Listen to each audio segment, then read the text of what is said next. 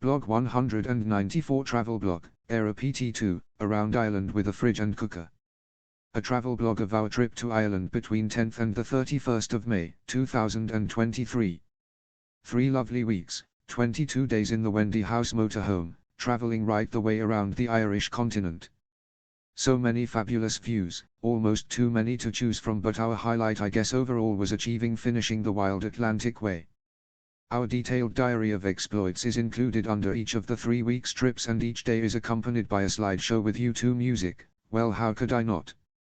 It was interesting that in Dungarvan town there was a picture of U2 on a visit to their favorite barber who looked more like Billy Gibbons of ZZ Top.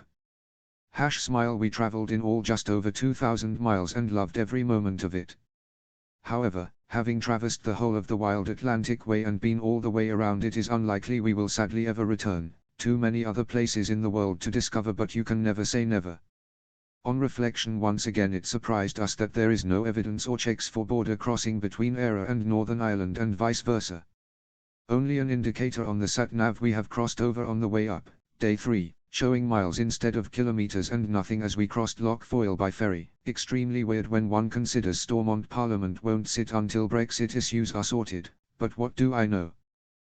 Just saying, must say May is a great month to choose for all the lovely flowering gorse, azaleas and rhododendrons. The Wild Atlantic Way.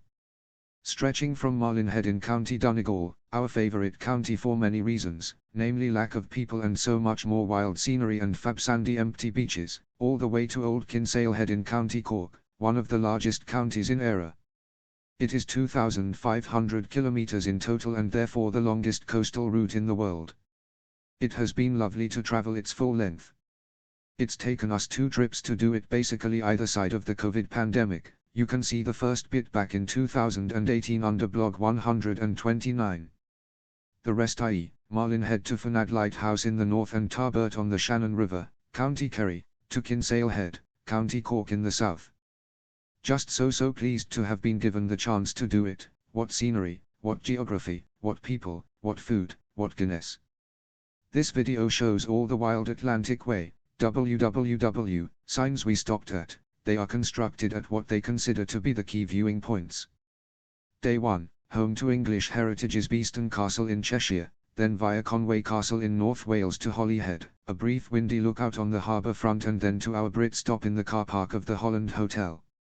Very convenient for early morning ferry plus nice food and ale. Day 2, up early at the Holland Hotel car park, short drive to Holyhead Port, ferry to Dublin. It left early, quite empty, then through the Toll Dublin Tunnel, €3, and on up the M1 by Balbriggan, difficult to get to the beach, Bettistown, and on to the wonderful Giles Quay near Dundalk, which apart from a lovely American couple from the Midwest who were tenting, she used to work for United Airlines, so they got cheap flights and it was hugely cold in their home state. Good move. Really interesting chatting to them. Her favorite band was Yes, so that got us off on a great footing. We had views on the bay and went for a walk down to it and its beach.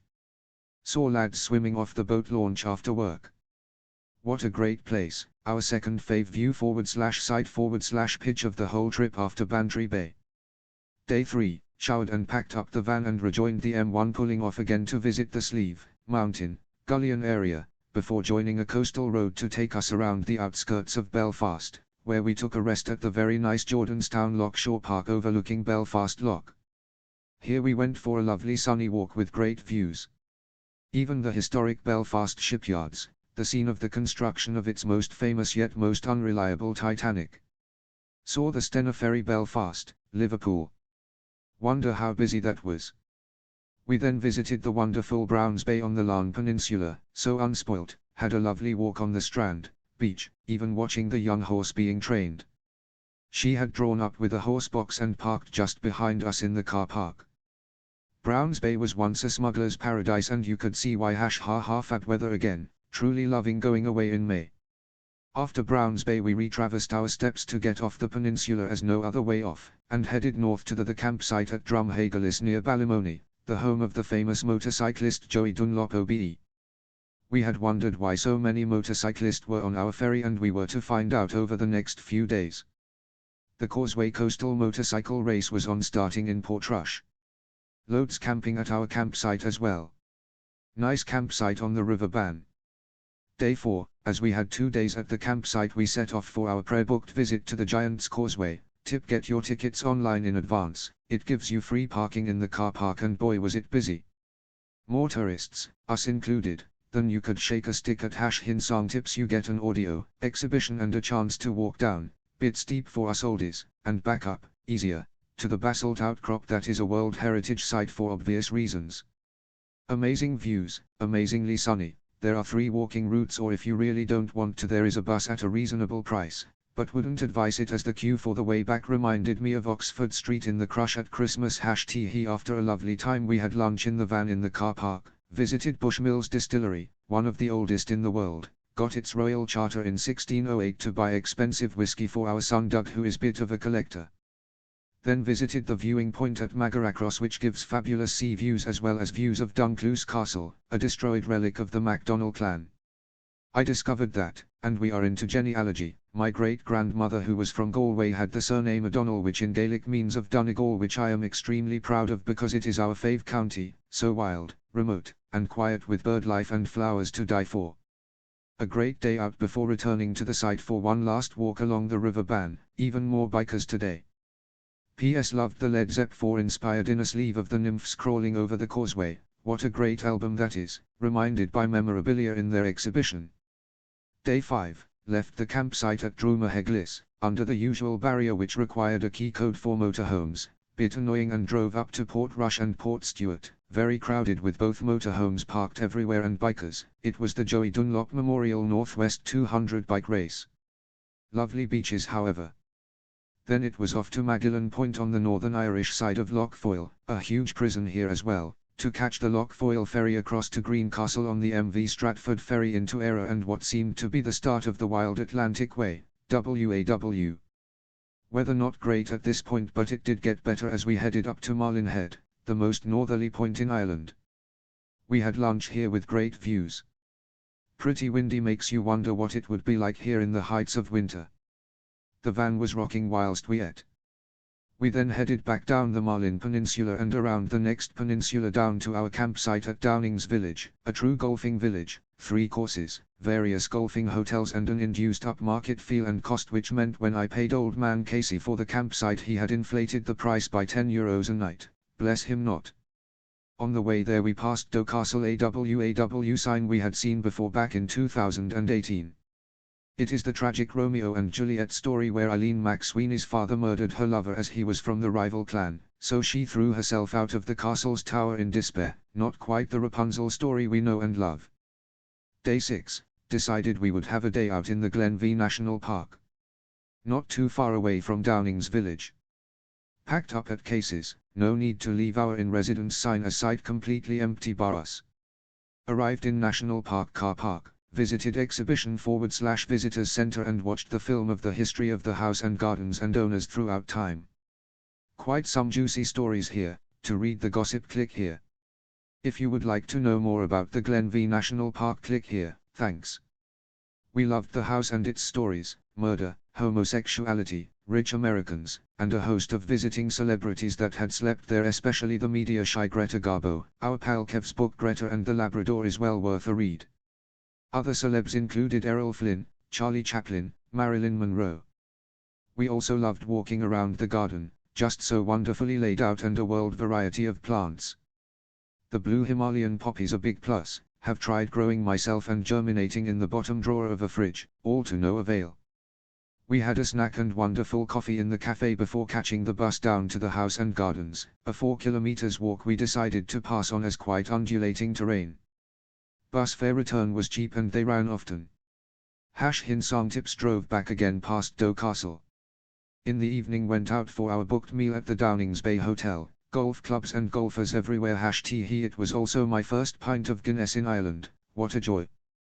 Day 7, packed up after having what was in fact a luxury shower. Old man Casey had tried to rip us off, saying €2 for a token for a shower, £1.71. We whinged and he gave us both one for free. We then took the van down next to the Downings Bay Hotel and went for a walk on the beach, amazing sands. We then drove around the rather narrow but spectacular Rossgill Peninsula, stopping to get great views down onto both the campsite and the amazingly deserted yet long curved sandy strand. It was a lovely route all the way around this peninsula, ending up back in Downings Village. We then headed off across the Harry Blenny Bridge, which we had done back in 2018. This time we actually got a view of Roe Island across the Mulroy Bay. We then headed up to Fernad Lighthouse. We stopped short of it in 2018 because the weather was so bad, but this time we could read the history boards and even went down to the www sign by the lighthouse. Great views over the cliffs from there. We then came back down through the other side of the Fernad Peninsula, through Letterkenny and on down to Rosnola Beach and our campsite, near Ballyshannon, home of Rory Gallagher, a hero of mine, stopping briefly to take in views of potentially the best beach, strand, in the whole of Ireland in our humble opinion, Ballymastocker Strand. Even better than Inch on the Dingle Peninsula. Day 8, a relaxing day at the Bowtree campsite here in Rosnola.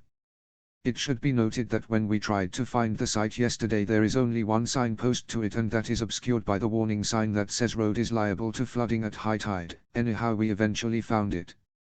No reception. You have to ring the lady who gave us the entry code for the amenities block and assigned us a pitch. The first night there were French, German and Yorkshire folks staying. The second day, i.e. today, we basically had it to ourselves. A lovely walk on the mostly deserted beach. Nearly all holiday cottages empty, lovely butterflies, saw surf school and the empty lifesaver station. We then returned to the site to chill in the sun, sadly because of the wind that was literally true, so we ate inside. A very relaxing day. The Lady HD told us, beyond her control, that the electricity was off 9 to 4. I pestered her at the end of the day since it was not back. Eventually it returned about 5p/m, so not too bad. Day 9. Left our relaxing site reasonably early as had quite a distance to travel today from Donegal to Galway. En route it started raining quite heavily and lasted for a good bit of the day, our only really bad day weather-wise. We tried to have lunch in Ballyhornis. Much of Eire's town stay with Bally meaning place of in Gaelic. I actually learned 2 words of Gaelic at our campsite in Spiddal tonight. Every road sign in Spiddal is only in Gaelic. So my proud words honour and fur, ladies and gentlemen, #he just outside Ballyhornis we did stop at a picnic area that doubled as a memorial to Michael Cohen. A bit of history for you. Michael Cohen was an IRA volunteer from Le Carreau, Ballyhornis, and was captured, tortured, murdered and his body mutilated in retaliation for the killing of William Stevens, King's forces, in Ballyhornis on the 29th of March. No wonder things can sometimes get tense, a little scary actually. Spiddal campsite was probably the worst we stayed at, muddy, midges to drive you insane, and a rather rude German guy, note I like Germans having lived there in my youth, who pulled up much too close to our pitch and chucked our electrics cable out of the way without so much as a by your leave, not friendly. Showers very average, but site as close-ish to Anne's cousin's house. PS driving through Galway was a nightmare, almost as bad as Cork. Tuam seemed quite nice. Day 10. We left the Spiddal site at a reasonable time, couldn't wait to go, got bitten to death by midges whilst packing up, not great. Had to drive back through Galway, so called in at a Lidl on the outskirts to get some gifts for Ralph and family. Annie hadn't seen Ralph for about 55 years. We arrived in Oranmore a little early for our meet-up at 10:30 am, so killed a little time doing our own food shopping in Tesco's Oranmore. If only we had known Ballinacloughy was a little further from Oranmore than we suspected. Anyhow, we still arrived at Ralph and Emma lovely house in good time. It was a lovely few hours, great to catch up, what a lovely setting. We walked to Ralph's huge garden and saw views of Galway Bay. His polytunnel was the largest I've ever seen, with great produce growing, well jealous. We had lunch and then sadly had to depart for the long drive to Tralee, the county town of Kerry. Wonderful hospitality and such a nice man. Now what can I say about the Rose of Tralee? #he you sing it, I'll hum it. The Woodlands campsite was really nice, especially our neighbors, the rabbits. Day 11, put our in-residence sign up on the pitch and headed off to a great day exploring the Dingle Peninsula, Sleehead Drive. We started in Blennerville where we filled up with diesel, stopped at the nature reserve and took some pictures, especially of Blennerville Windmill. Then it was on to the Dingle Peninsula. Ballycurrane was fun, but we got slightly blocked in by fishermen and their vehicle/boats. No worry, got out of it with a 90-point turn winking smiley. We then climbed to Mount Brandon Viewpoint, great views, chatted to a aging cyclist who told us if we thought this was steep try Connors Pass, so we did after a quick walk around the very quiet village of Brandon. Interesting public houses there.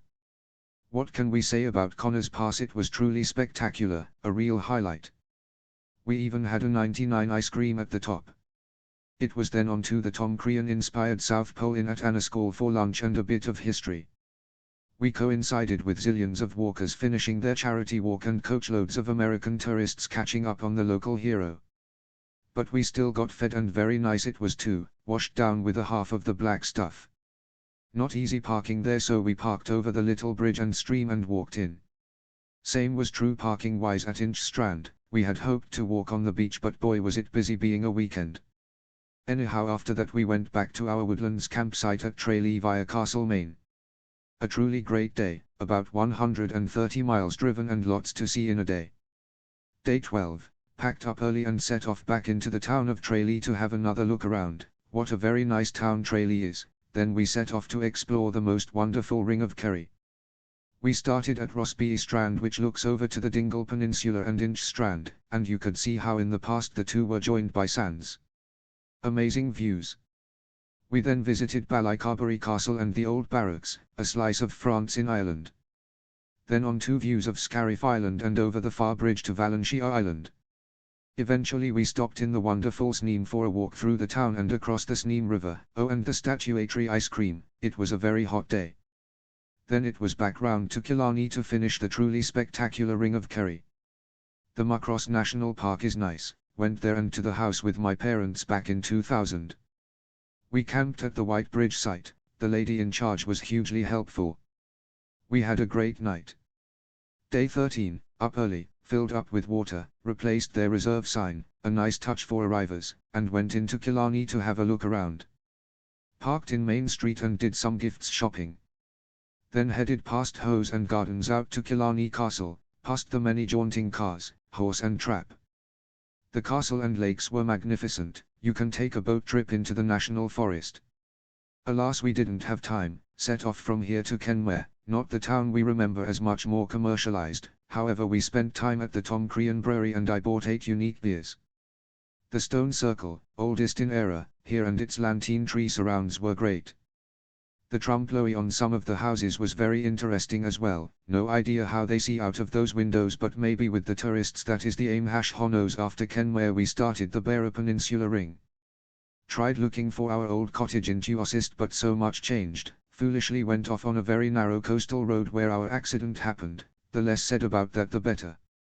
Eventually, after driving through the WAW coastal roads, we reached Eagle Point campsite on Bantry Bay. The best, apart from electrics, we stayed at.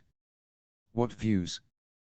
Day 14, day spent at Eagle Point campsite in Ballylickey on the water's edge of Bantry Bay, which is where our pitch was. Very nice Belgian guy next door to talk to. Watched the kayakers, ate, drank, read and generally relaxed. Both the long journeys of the last 3 days and the minor accident had taken their toll, but it was good to just recharge the batteries. Amazing sunset over the water's edge. Went for an extended walk around the site as well.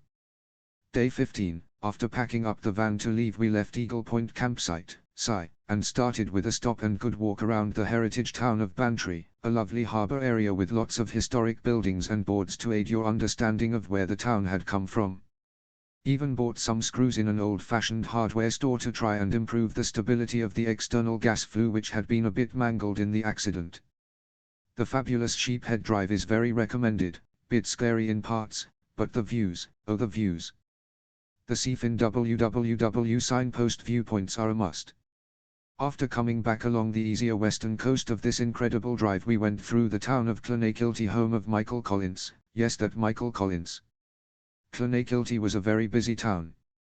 From here it was out towards Timoleague and our campsite at Sexton's. We will always remember with some fondness the old owner for, in a broad Irish accent, flying low whilst talking to us. Smile. The site didn't accept card, cash only, so they let us delay until the next morning. Day 16, left campsite and found the ATM in the coop on the outskirts of Timoleague, got Euro cash out at an extraordinary high exchange rate, went back and paid the campsite for our stay.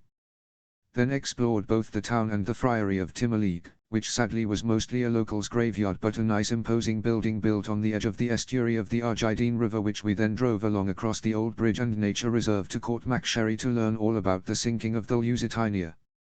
It was then back to Old Kinsale Head to complete the full Wild Atlantic Way, only taken us 5 years, but I think you can blame the pandemic for that. At the head we had a lovely ice cream and pie with coffee and enjoyed the sunshine. Kinsale itself was a very busy but interesting town. We strolled around many of the back streets as well as the harbour area. Clearly a tourist weekend visit for people from Cork. After that we had the mispleasure of having to drive right through the centre of Cork and the old dock areas, a town we have visited in the past but because of the volume of traffic a town I would be happy never to see again. Sorry folk from Cork. Once through Cork we headed out to our campsite at Blarney. We had considered the Brit stop at KeefH but having met other travellers realised the 5 pitches would all be taken. Blarney is a lovely site, nice flowers, nice warden and pitch and putt course should you want attached for a fee. Day 17, broke camp, is that the right expression? Did the unsavoury dunny man job, a little trickier these days with the broken cassette door needing to be gaffer taped up, sorted when we return home and I have my tools. Sadly, no sight of the castle these days as screened off, not like back in 2000 when I queued to kiss the Blarney Stone, not something I can imagine was open during the pandemic. Then headed off into County Waterford and Dungarvan, made sure we didn't need to traverse our steps back through Cork, which was what the sat-nav was trying, and forced it through Mallow, where the much advertised National Garden Show was on at the Cork racecourse. Sadly we didn't have time, although I would have loved to visit. Then Fermory, a nice town where we stopped for lunch and a spot of food shopping, and Lismore and Dungarvan. Parked up by the seafront, still the Atlantic on this corner of Ireland. Walked along past the castle and around the town looking for ice cream. It was hot. Lovely harbour side with eateries out in the open. After Dungarvan town, a rail must if you are visiting. It was on up very narrow roads to our getaway eco campsite, a very interesting site. More tomorrow. Day 18, a very relaxing day at the getaway eco campsite in Kilnafrihan East just outside Dungarvan. Interesting shower block. You had to be quick to the tin shed as 12 pitches and completely full. A tenting area as well. Went for a nice walk around the site, wetlands which are big for sewage etc. out in the countryside, a great idea and good for wildlife, the goat island and a long chat with the lovely lady owner in what doubled as a camp kitchen and snug for tenters. She showed us some of the images of the work that had gone on to create the site. It was an old, thatched croft that had much history. We then cooked outside at lunchtime and had a few tipples. Well, why not? After all it was a relaxing day. Day 19, stayed here back in 2018 and so wanted to go back. Just a lovely site and lovely people. See blog 129 if interested in that visit. Anyhow we set off from the eco site back to the main road and it was quite a short journey to KeefH. Went into the town first but remembered it all well so didn't park up and walk around. We traversed our steps back to the apple farm on the outskirts of KeefH. Bought apple juice, by the bucket load, cider. The farm was first started in Tipperary by Cornelius Trass, of Dutch / Irish heritage, strawberries, plums, and apples. So glad we got there early, able to pick a prime slot and 16 amplixi, good news. Set up the table and chairs. It became very busy and almost full by the end of the day. Had a good wander around to look at the workings of the farm, including the cider press, polytunnels and outside orchards. What a great campsite, can't recommend it enough. Only downside the next morning was the cold showers. Type use the one in the loos, not those at the end of the barn. Day 20, left the apple farm and took the very long drive up through Eire to the Wicklows via the outskirts of Dublin and main motorways. They are quick and empty but have a few tolls on them which in fairness are not that expensive and cut your journey time. Visited the wonderful Powerscroft House and Gardens near Bray with great views of the Wicklow Mountains. The house burnt down a while ago but the gardens are spectacular, especially the variety of world trees, some labelled by those celebs that planted them. Princess Grace of Monaco, PM Bob Hawke of Australia to name but a few. For a keen gardener it was a delight, some pretty tall sequoias and redwoods as well as the formal bits. Had a great chat with the lady gardener. Before starting our walk we watched the exhibition movie to get some background and had coffee and cake outside in the sun, just fab. After our tour with audio commentary on your phone, clever, we did some shopping in the gift shop. Then it was on to our campsite at Red Cross for 2 nights. Also not very busy. Day 21, spent the day relaxing at the Red Cross site, a nice site and very quiet. We were in the Silent Garden, the adults-only section. It is a very well laid out site. We went for a walk around the whole perimeter, which takes you through fields of animals. We spotted donkeys, llamas, pig, goats, deer and alpaca, maybe there were more. On return from our walk, we went, again, what spoiled near septuagenarians we are, to the Mickey Finn Craft pub for lunch and chatted to a lovely family from Newry on the next table. The publican even allowed me to pose behind the bar. After that we went over the road for the largest 99 flake ice cream we have ever had and sat outside eating them in the sun, bliss. The afternoon was spent relaxing before the long drive home tomorrow. Day 22, the long journey home. Up at 5, quick shower, no brekkie as prepped the day before.